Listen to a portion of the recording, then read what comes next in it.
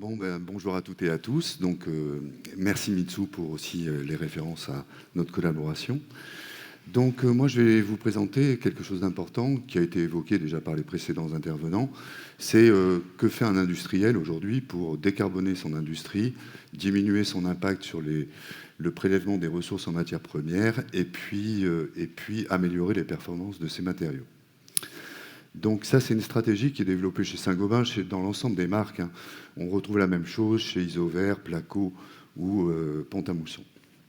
Donc moi, j'ai la chance de travailler pour le verre, 360 ans de fabrication de verre et de transformation pour le bâtiment, la manufacture des glaces, et vous voyez qu'on a une implantation industrielle qui est très forte. Et 3 fours de flotte, c'est les grosses usines, une en haut, une en bas, qui travaillent dans le bâtiment, et puis celle du centre qui s'occupe de l'automobile. Et une trentaine de sites de transformation. Donc on a 4000 collaborateurs, 2 centres de recherche, et on produit 400 000 tonnes de verre plat pour le bâtiment en France. On en transforme aussi 5 millions de mètres carrés pour le vitrage isolant. Donc on sait de quoi on parle quand on parle de fabrication du verre et de poids carbone du vitrage. Donc pour bien comprendre les enjeux, il faut connaître notre production. La fabrication du verre, c'est un four de flotte qui fait à peu près 600 mètres de long, qui fonctionne pendant 20 ans et qui produit 500 tonnes de verre plat par jour. Les émissions de CO2, c'est clairement là que ça se passe, dans la fusion du sable, de la soude et de la chaux. Et ça fait longtemps qu'on a remarqué que le rajout de calcin, de verre cassé à l'intérieur, nous permettait de diminuer cet apport en matières premières et les températures de fusion.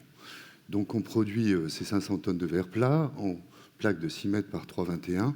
On rajoute du calcin à l'intérieur de la matière de base. Et ensuite, ce calcin, ces vitrages sont envoyés dans des usines de transformation pour faire du vitrage isolant. Donc là aussi, on va récupérer les chutes de coupe de ces plateaux avant la transformation. Et cette transformation, en fait, elle se passe avec de l'énergie décarbonée. Donc on a un poids carbone minime par rapport au poids carbone du verre de base. Alors ça, Saint-Gobain a décidé, comme c'était prévu, de mesurer l'impact carbone de la production de ces vitrages au sein de la base Ignès par des FDES. Et donc, un indicateur facile à utiliser pour la maîtrise d'œuvre ou la maîtrise d'ouvrage, c'est le poids carbone du 4 mm, qui est le Planiclear chez nous. Et vous voyez que pour 1 mètre carré de 4 mm, on émet moins de 10 kg d'émissions de CO2. 1 mètre carré de 4 mm, ça pèse 10 kg. Donc, vous voyez que l'on a un poids carbone quand même assez bas sur la production du verre. 19% de matière recyclée, c'est clairement le calcin pré-consumeur que l'on réintroduit dans notre production. Alors, ça fait quelques années qu'on s'est aperçu que nous, on n'arriverait pas à augmenter les quantités de calcin avec le calcin interne du four de flotte, les chutes de production, et le calcin pré-consumeur, parce que tout le monde veut diminuer ces chutes. Donc on s'est orienté vers la récupération des matériaux issus de la déconstruction. Et Mitsou le remarquait, il y a 4-5 ans, c'était quasiment inenvisageable. Donc on a décidé de se mettre en mouvement. C'est un projet d'entreprise de l'ensemble des salariés, mais aussi on est bien aidé par nos 2 centres de recherche et les chercheurs qui travaillent sur la composition du verre, mais aussi la réintégration de calcin issu de la déconstruction, pour trouver des nouveaux gisements de calcin et diminuer ces matières premières. Alors, gisement de calcin en France, c'est colossal. Ça, c'est des chiffres de l'ADEME. Il y a à peu près 200 000 tonnes déclarées, en gros, de menuiseries avec du vitrage qui sont aujourd'hui enfouies, mises en déchetterie, en DIB, et donc qui sont inutilisées. Donc, on s'est orienté pour récupérer ce calcin. Pourquoi ?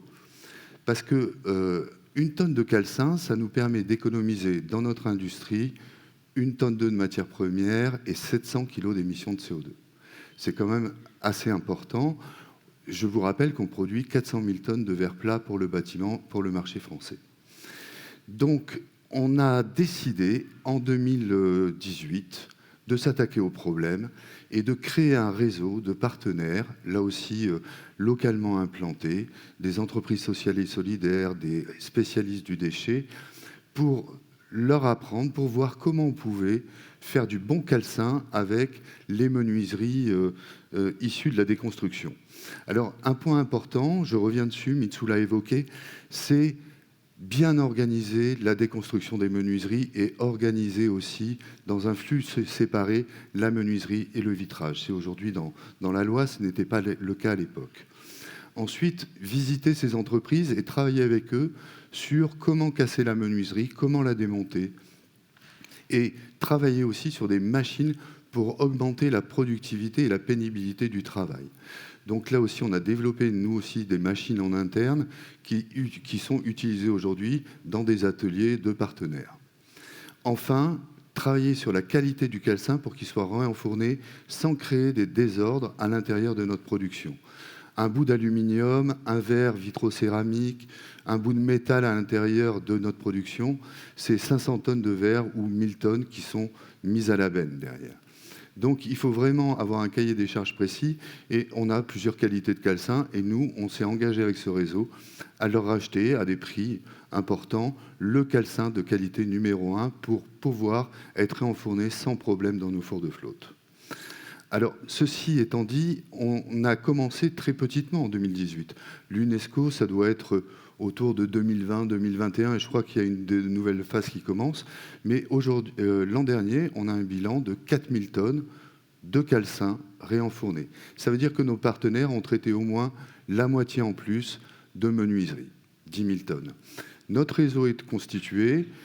Le process industriel est fait et donc maintenant on va essayer de déployer et on va s'appuyer là-dessus sur nos partenaires maîtrises d'ouvrage qui ont intégré dans leur cahier des charges, alors que ça leur coûtait plus cher à l'époque, cette façon de déconstruire leur bâtiment.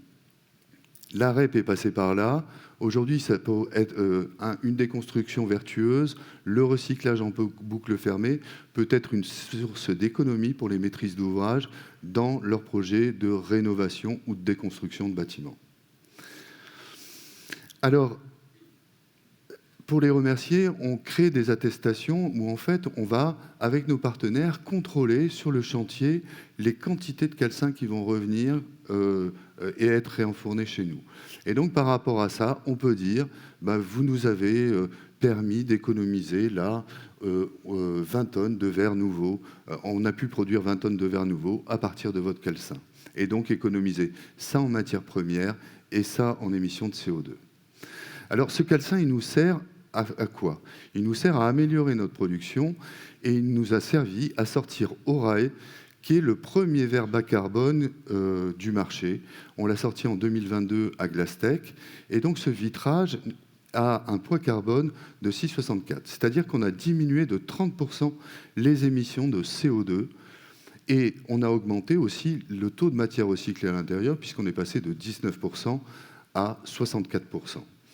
Et là, la grosse nouveauté, c'est que dans la base Ignies, on a pu faire, avec notre réseau de transformation français, une FDES qui est publiée aujourd'hui, donc je peux en parler. C'est mesuré par un organisme indépendant, c'est publié, et comme le disait Nathalie, je suis sûr que mes confrères se sont déjà précipités dessus pour l'analyser et nous mettre en cause si jamais elle n'était pas bonne, mais à 18,4. C'est-à-dire qu'on a diminué de 8 kg d'émissions, un peu plus de 8 kg d'émissions de CO2, le poids carbone d'un double vitrage fabriqué en France, par une entreprise française, avec aussi du calcin qui est issu de notre déconstruction.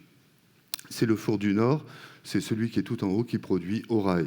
Et c'est toutes les usines rouges et bleues qui produisent le double vitrage Climat Plus Orae.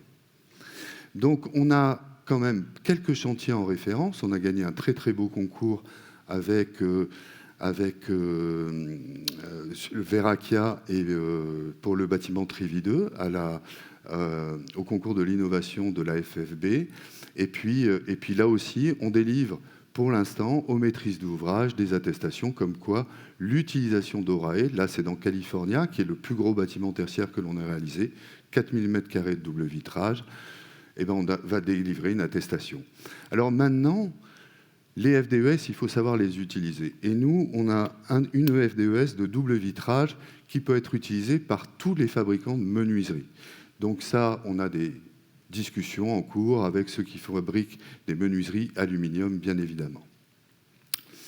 Donc, sur ce vitrage Oraé, maintenant je vais vous parler des performances du verre. Sur ce vitrage Oraé, on peut déposer nos couches de magnétrons. Les couches magnétrons, c'est des couches qui, depuis 40 ans, améliorent de façon exceptionnelle les performances d'un double vitrage.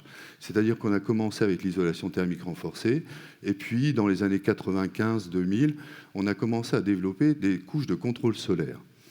Alors, nos meilleures couches, les couches extrêmes et les couches éclases, sont destinées à être sur Oraé. Et donc, on en parle parce que dans la RE 2020, utilisable aussi dans la rénovation des bâtiments, on peut voir qu'il y a deux objectifs qui sont très importants, le BBio et le degré heure. Et donc là, on parle vraiment du carbone embarqué, de tout ce qui va se passer à l'intérieur du bâtiment pendant son utilisation pendant 30 ans. C'est-à-dire que ce que vous construisez aujourd'hui va subir les augmentations de température qui nous ont été montrées tout à l'heure par Nathalie. Donc le verre, c'est quand même 80% de 70 à 80% de la menuiserie.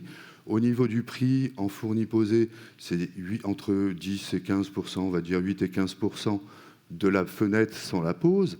Et ça permet d'avoir de la lumière naturelle à l'intérieur, mais aussi de contrôler les énergies entrantes grâce au contrôle solaire. Alors, les principales caractéristiques du vitrage, c'est l'ATL et la réflexion lumineuse. Alors, les architectes adorent la transmission lumineuse et la réflexion lumineuse parce que c'est ce qui va donner aussi l'esthétique aux bâtiments qu'ils sont en train de construire. Et puis, vous avez le facteur solaire. Là, c'est l'énergie qui va être entrante à l'intérieur du bâtiment. Et là aussi, avec les couches que l'on peut placer en phase 2, on va pouvoir contrôler les apports solaires. Et un indicateur très important pour vous, c'est la sélectivité. La sélectivité, c'est le rapport entre la transmission lumineuse et le facteur solaire qui va vous permettre de déterminer si un verre est vraiment très performant dans l'apport de lumière naturelle et le contrôle de l'énergie entrante. Plus ce rapport est grand, plus le verre est efficace. Donc là, je vais vous montrer la gamme des vitrages de Saint-Gobain aujourd'hui. Donc on a sorti une gamme qui est vraiment destinée au logement, voire au petit tertiaire, qui s'appelle la gamme Éclase, avec 3 produits, Lumi, Zen et Sun. Et puis la gamme pour le vitrage vraiment tertiaire, c'est notre gamme de produits qui s'appelle Extreme, qui a été une performance dans la sélectivité, puisqu'on a passé un seuil qui n'était pas envisageable dans les années 2010, c'est le seuil de 2 au niveau de la sélectivité. Donc l'Extreme 7033, c'est un excellent rapport entre la transmission lumineuse et le facteur solaire, un coefficient U à 1.0, comme à peu près tous les doubles vitrages. Et le Bright Silver, qui a été utilisé aussi sur le palais de justice, mais sur notre tour, sur les tours du haut aussi, c'est un très bon produit, mais là d'esthétique. Et je voudrais juste finir sur un focus sur les doubles pots. Les doubles pots, très longtemps, on s'est préoccupé de la peau extérieure qui allait donner l'esthétique au bâtiment. On s'est dit le contrôle solaire, les apports d'énergie à l'intérieur du bâtiment vont être gérés par les stores. Et puis, non. Les stores aujourd'hui, dans des grands immeubles tertiaires ou des choses qui sont construites comme ça, quand il y a du soleil et les gens à l'intérieur travaillent, et on en fait l'expérience tous les jours dans la tour, c'est on les relève pour avoir la vue, pour pouvoir regarder l'extérieur, ou on les relève à moitié pour juste diminuer l'éblouissement. Donc, la peau intérieure doit être traitée aujourd'hui avec des vitrages de contrôle solaire. C'est le premier gros chantier que l'on fait avec cette configuration, c'est la tour Triangle avec Herzog et Demorand et EPAG comme bureau d'études. Et là, on a travaillé sur du 70-33 sur la peau intérieure pour anticiper les besoins de climatisation que l'on pourrait avoir dans ce bâtiment. Donc, contrôle solaire, lumière naturelle, bas carbone. On arrête l'enfouissement aussi des menuiseries issues de la déconstruction. Donc, c'est vraiment notre tâche de tous les jours. On a des très, très beaux programmes aussi de recherche. Il me reste 28 secondes. Donc on va travailler sur l'énergie, on va travailler sur plein d'autres choses et ben, j'espère que vous pourrez et vous saurez utiliser ces produits. N'hésitez pas à venir nous poser des questions. On a une petite table juste à l'entrée et on est 5-6 à vous attendre pour répondre à vos demandes. Et merci pour votre attention.